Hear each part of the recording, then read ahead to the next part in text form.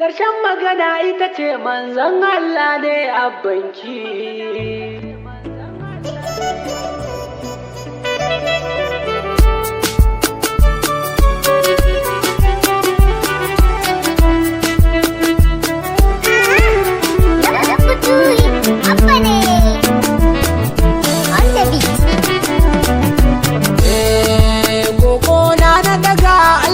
Cika mini burina ka kara mun tafiya dai na ganin mai zagina ka sa in har na faɗi kowa ya fahimci kalamina dan kaunar da kankewa annabi sarkake ruhina salatul fati yawan isar ka da girman zatinka yawan ikon da ka bai wa kaudi cikin kulliyarka kasa ahalinsa kasa sahabban annabi tsarkaka ka samun har kutubul makatubu da shi muka gane ka zance ya kare idan aka ce ga gausi nan barhamma sarki ne in ma ka musa mana shi kenan idan muka ce gibiri makasan wane ne wannan shewa abul fatihi maganar kenan akwai wani bulala da aka yi mini tun bani da wayo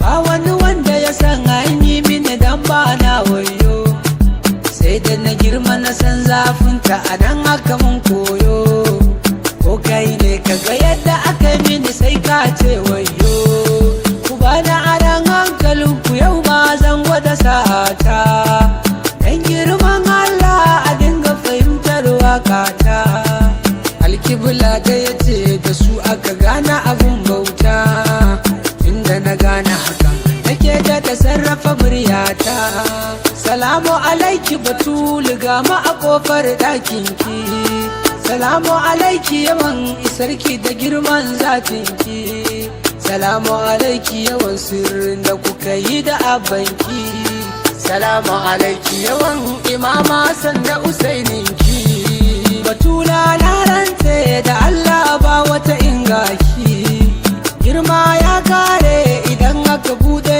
shafinki ke ce yar sayyidul wujudi da shi aka tsara ki ba wani littafin da zai iya daukar siffarki mai girman daraja ba na tuna kowa ingaki kowa mamude a ran da ake daga tutarki yar manzan Allah ba mai daga kai sama ingaki akwai maganar da nake bari dan karkar da sau baki ni dai na gane kamar ki ba ai ba za a yi ba ke da ya dag na sani Fatima ban miki geji ba girma ya kare ingaki ba zan ki na furta ba ko a wajen Maryam da Asiya ban ga sarauta ba batula ke da ya ce Allah ya cika miki mulkinki ya baki imamu Hassan da Usaini ta ya zan auna ki ya baki imamu Aliyu azima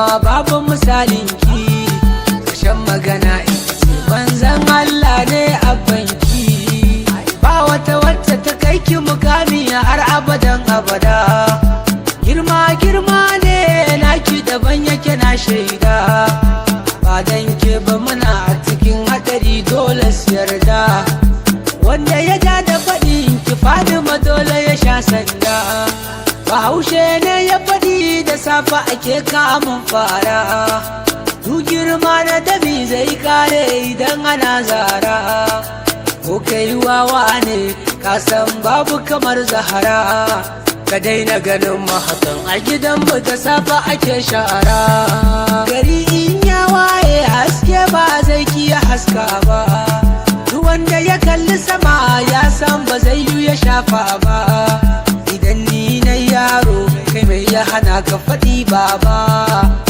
wata girma to idan ba faɗi makarke ba idan ma girma ne ya saka ka kekin aikinmu akwai ranar kin dillanci ya kai mai zagin mu fa muna son kowa malam har mai kushe mu soyayyar juna dan Allah shine aikin mu cikakken imani mu ganka da ka san Sayyida Zahra.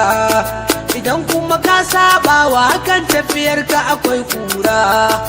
Shi dadin Allah kan faɗi masan baya kara.